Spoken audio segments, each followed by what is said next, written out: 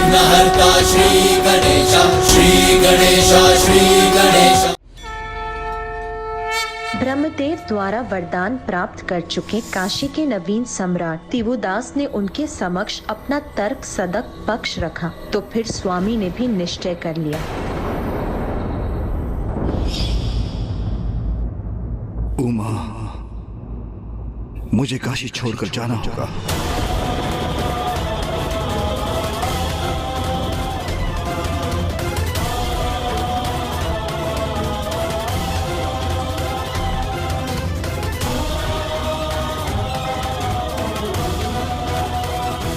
दिवोदास उचित कहता है उमा। ब्रह्मदेव ने उन्हें वचन दिया है, उनके वचन का मान तो मुझे किसी भी अवस्था में रखना होगा। उचित है नाथ, मैं भी आपके साथ चलूंगी। हम कैलाश लौट चलेंगे। चलिए स्वामी। नहीं उमा, आप जगत माता हैं, स्वयं प्रकृति हैं। आपके बिना संसार का भरण पोषण असंभव है। देवताओं के अभाव में संसार की रक्षा हेतु आपका यहां उपस्थित रहना अति आवश्यक है। मुझे काशी छोड़कर जाना होगा। आपको अपने निवास, अपने स्थान पर दृष्टि बनाए रखने के लिए यहां रहना आवश्यक है।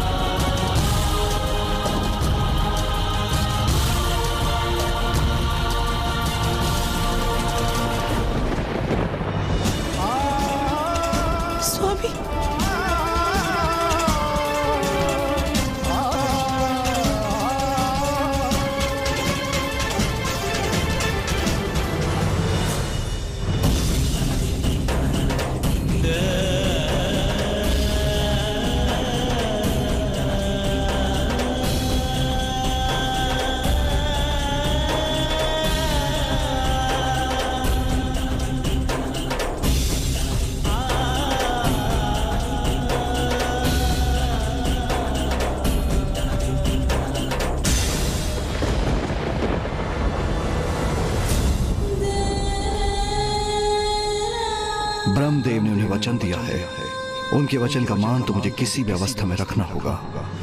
मुझे काशी छोड़कर जाना होगा।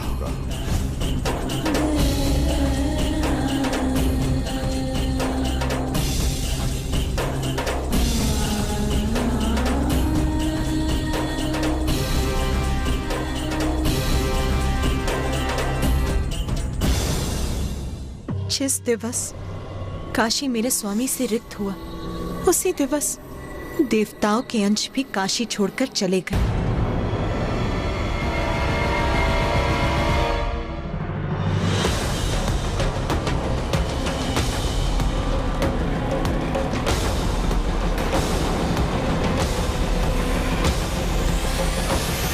ये मुझसे कैसा अनर्थ हो गया महादेव। मेरे वरदान का मान रखने हेतु आप अपनी प्रिय काशी के साथ साथ देवी आदि शक्ति को भी छोड़कर जाने के लिए विवश हो गए हैं। और इसी कारण अन्य देवताओं के अंश भी जिनका वास काशी में था, वो भी अपने स्थान से रिक्त हो गए।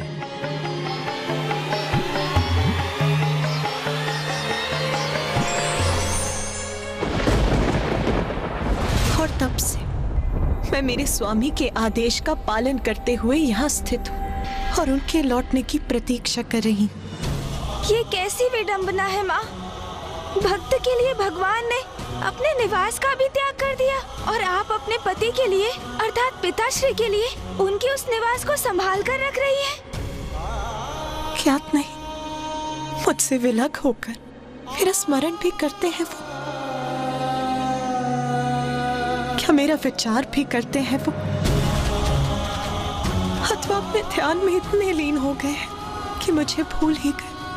पिताश्री आपको भूल जाए, ये कैसे संभव है माँ? ये संशय भी भला कैसे उत्पन्न हो सकता है आपके मन में? मुझे स्मरण है, जब हमने काशी आने की अनुमति मांगी थी तो पिताश्री कितने आनंदित और उत्साहित थे। क्या मैंने उचित सुना? गणेश ने काशी नगरी का नाम लिया क्या? किंतु उनके उस उत्साह का कारण अब समझ में आ रहा है मुझे। ये सब तो पिताश्री की ही लीला है। उन्हें तो आरंभ से ही ज्ञात था माँ कि ज्ञानारी जी को पिशाच योनि से मुक्ति दिलाना तो मात्र एक कारण था। मेरे और भैया के यहाँ आने का और आपकी और पिताश्री के अंश के वियोग से अवगत होने का, और हमारे यहाँ आगमन का वास्तविक कारण तो पिताश्री के अंश उनकी प्रिय काशी लौटाने का उपाय ढूंढना है। माता, माता, माता, माता।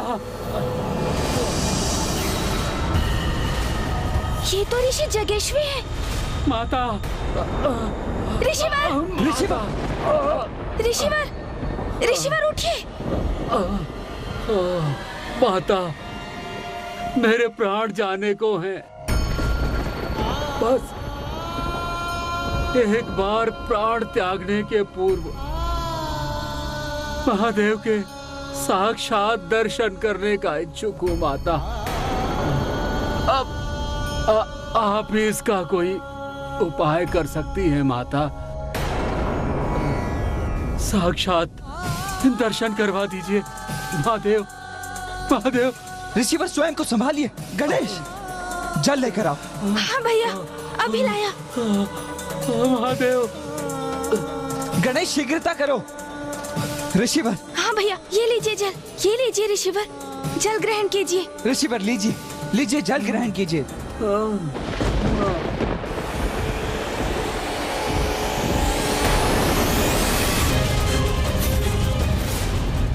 जब तक महादेव के साक्षात दर्शन नहीं कर लूंगा निर्जल ही रहूंगा। माँ, ये जल को अस्वीकार क्यों कर रहे हैं? ये महादेव के साक्षात दर्शन करने के पूर्व अपना शरीर नहीं त्यागना चाहते, इसलिए जल ग्रहण करने से मना कर रहे हैं पुत्र। किंतु ये भी कैसे संभव होगा पुत्र, क्योंकि स्वामी का तो काशी में प्रवेश ही वर्जित है। ओम नमः शिवाय। ऋषिवर तो अपनी चेतना खो रहे हैं। माँ, अब तो स्थिति द्विगुणित हो रही है और विकट बनती जा रही है। यहाँ ऋषि जगेश्वी को यदि पिताश्री के दर्शन प्राप्त ना हुए तो वो अपने प्राण त्याग देंगे, और बाहर ज्ञानारी जी का पिशाच बड़ी आतुरता से भैया और मेरे द्वारा उनकी मुक्ति का उपाय करने की प्रतीक्षा कर रहे हैं।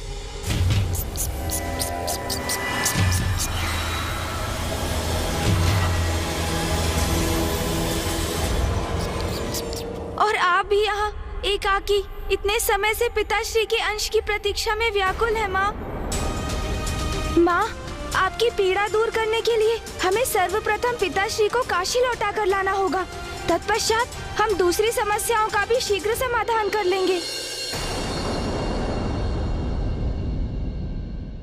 पुत्र कार्तिकेय, पुत्र गणेश, ये समय मेरी व्यथा पर विचार करने का नहीं है। इस समय तुम्हारे लिए तुम्हारा कर्तव्य ही सर्वोपरि है। पुत्र, ज्ञानरी का पिशाच ही तुम्हें काशी लेकर आया है, इसीलिए सर्वप्रथम तुम्हें उसी की समस्या का निवारण करना चाहिए, उसे मुक्ति दिलाने का उपाय करना चाहिए पुत्र। किंतु माँ, हम तो कितने समय से इसी का प्रयास कर रहे हैं और बार बार उसमें विफलता ही प्राप्त हो रही है हमें। हाँ माँ, पिताश्री यहाँ नहीं है तो काशी में पिशाच योनि से मुक्ति तो असंभव है, और यदि काशी में उन्हें मुक्ति प्राप्त नहीं हो सकती तो फिर हम कहाँ ले जाएंगे उन्हें? माँ, कहाँ ले जाकर मुक्ति दिलाएंगे ज्ञानारी जी के पिशाच को? हाँ माँ।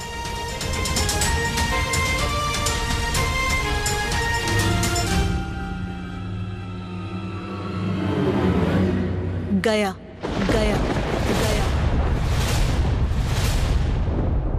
उसे गया ले जाओ पुत्र, वहीं उसकी मुक्ति संभव है।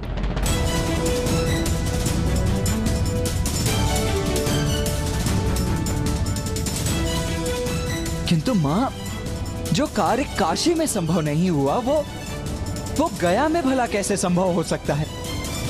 पुत्र, गया वो धाम है जहां पिंड दान होने पर मृत जीव आत्माओं को सद्गति अवश्य प्राप्त होती है, और ऐसा गयासुर को प्राप्त वरदान के कारण है। गयासुर? अर्थात एक असुर को इतना बड़ा वरदान कैसे प्राप्त हुआ माँ? पुत्र, गयासुर एक असुर अवश्य था, किंतु वो नारायण का परम भक्त भी था और राजा देवोदास के ही समान वो नेक, सदाचारी और धर्मनिष्ठ था। अच्छा माँ, किंतु उसने इतना बड़ा वरदान कैसे प्राप्त किया? पुत्र, नारायण भक्त गयासुर ने अपने आराध्य नारायण को प्रसन्न करने के लिए भीषण यज्ञ आरंभ किया। ओम नमः विष्णु शंखाय मम सर्व मनवांछित फल प्रदान गुरु गुरु स्वाहा। ओम नमः विष्णु शंखाय मम सर्व मंगल कामना पूर्ति फलम गुरु गुरु गुरु स्वाहा। ओम नमो विष्णु शंखाय मम सर्व मंगल कामना पूर्ति फलम गुरु गुरु स्वाहा।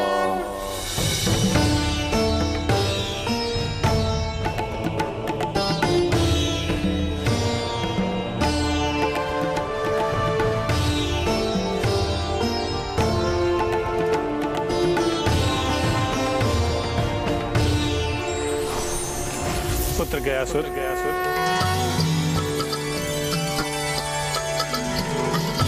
प्रभु, नारायण मेरे आराध्य, मैं तुम्हारे तप से अत्यंत प्रसन्न। कहो क्या वरदान चाहिए तुम्हें? मुझे तो मात्र आपका तप करने से ही अपार सुख और शांति की प्राप्ति होती है, और आपने तो मुझे साक्षात दर्शन देकर कृतार्थ कर दिया प्रभु। आपके दर्शन ही मेरे लिए वरदान स्वरूप है प्रभु, और आपकी आज्ञा का पालन करना मेरा धर्म है प्रभु। यदि आप मुझे वरदान देना ही चाहते हैं तो मुझे निरंतर भाव से तप करने की शक्ति दीजिए प्रभु, और मुझे यह वरदान दीजिए कि जब मैं आपकी तपस्या में लीन हूं उस समय जो भी जीव मुझे स्पर्श करे या मेरे दर्शन करे वह यमराज और उसके दूतों के बंधन से मुक्त हो जाए, उन्हें मोक्ष की प्राप्ति हो और वो वैकुंठ गमन के अधिकारी हो। तथास्तु, तथास्तु।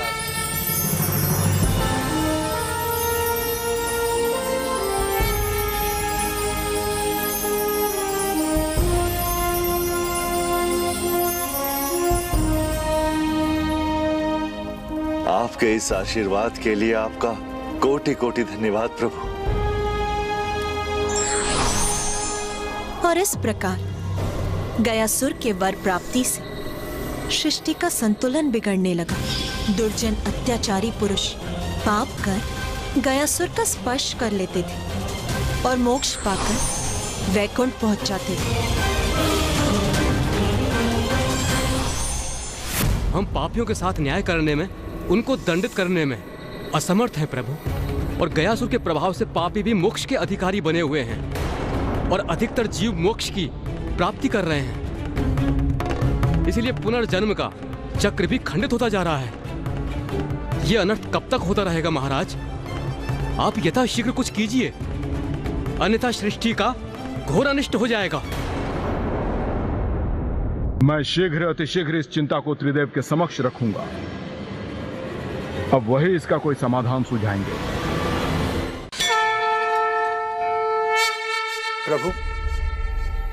प्रभु, आपने जो गयासुर को वरदान दिया है, प्रतीत होता है कि किसी को भी पुण्य प्राप्त करने की आवश्यकता ही नहीं होगी। यज्ञ आदि में किसी की भी रुचि नहीं है। प्रभु, समस्त देवताओं का हविष्य आहार प्राप्त होना बंद हो गया। कुछ कीजिए प्रभु, सभी देवता निर्बल होते जा रहे हैं।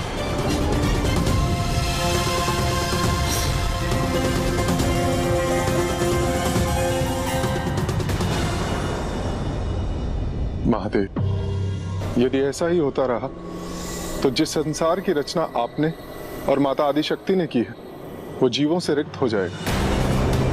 नहीं, इस समस्या का एक ही समाधान है, गयासुर की मृत्यु हो। जब वो ही नहीं होगा तो उसके माध्यम से किसी को मुक्ति भी नहीं प्राप्त हो पाएगी। सृष्टि के हित के लिए मुझे उसका अंत कर ही देना चाहिए। नहीं देवराजेंद्र, गयासुर मेरा भक्त है, निर्दोष, निष्कपट। मैं मानता हूं कि संसार की सुरक्षा आवश्यक है, किंतु उसके लिए किसी निर्दोष का वध करना कदापि उचित नहीं। और वैसे इस समय आप सभी देवताओं में कोई इतना सामर्थ्य नहीं कि गयासुर को क्षति पहुंचा सके। किंतु नारायण, क्योंकि मेरे वरदान के कारण उसके चारों ओर एक प्रबल ऊर्जा है। अब यदि मैं आपका सुझाव स्वीकार भी कर लूं ना देवराजेंद्र, तो आपकी शक्ति उस प्रबल ऊर्जा को भेद कर गयासुर का वध नहीं कर सकती। हमें कोई ना कोई उपाय तो निकालना ही होगा, वो भी शीघ्र, अति शीघ्र।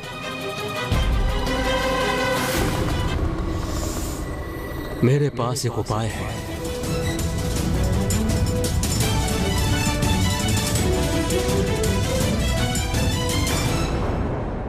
ओम नमः विष्णु शंखाय मम सर्व मंगल कार्याय पूर्ति नमः कुरु कुरु स्वाहा। ओम नमः विष्णु शंखाय मम सर्व मंगल कामना पूर्ति फलम कुरु कुरु स्वाहा। गयासुर,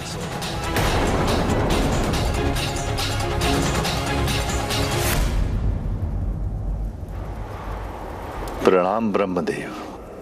मुझे ज्ञात है कि नारायण की तपस्या से ही तुम अति आनंदित हो।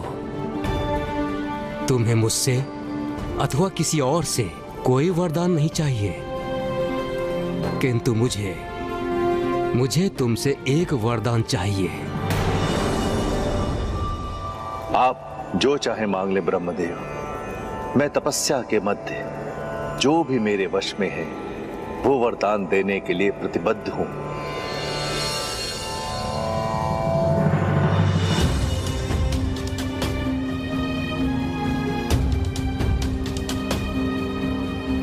गयासुर, नारायण द्वारा तुमको दिए गए वरदान से पवित्र हुए तुम्हारे तन पर विराजमान होकर मैं यज्ञ करने का इच्छुक हूं।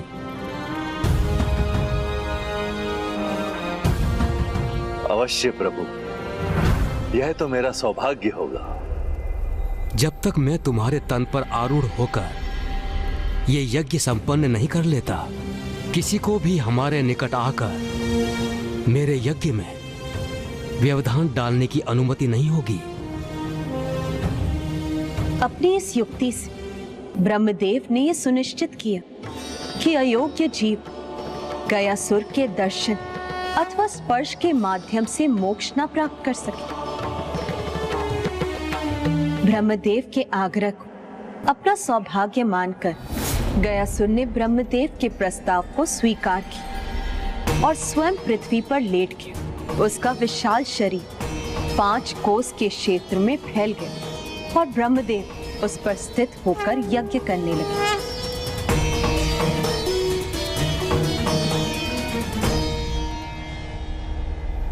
ब्रह्मदेव अनंत काल के लिए गयासुर के तन पर बैठकर यज्ञ नहीं कर सकते।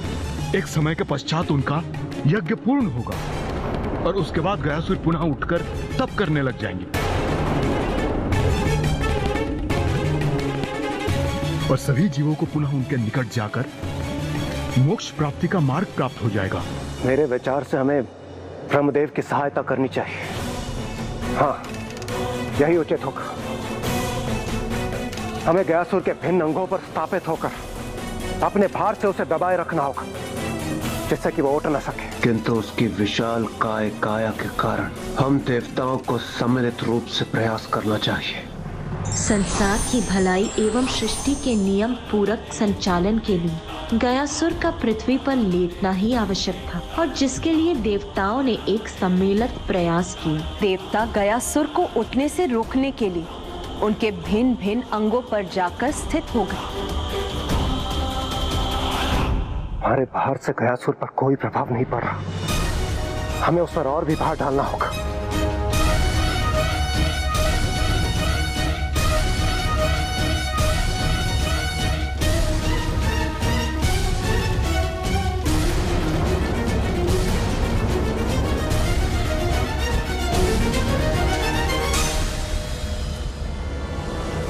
हम सभी ने अपनी संपूर्ण शक्तियों का प्रयोग कर लिया, किंतु फिर भी हम गयासुर पर नियंत्रण पाने में असमर्थ है। इससे चिंतित सभी देवता महादेव का आवाहन करने लगे और अंततः महादेव उन सभी के समक्ष प्रकट हुए।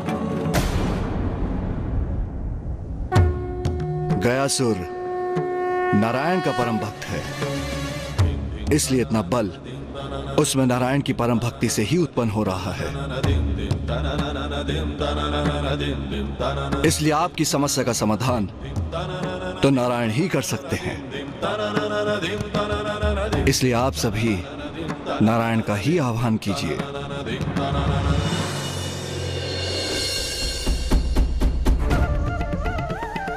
ओम नमो नारायणाय नमः। ओम नमो नारायण नमः। ओम नमो नारायण नमः। ओम नमो नारायण नमः।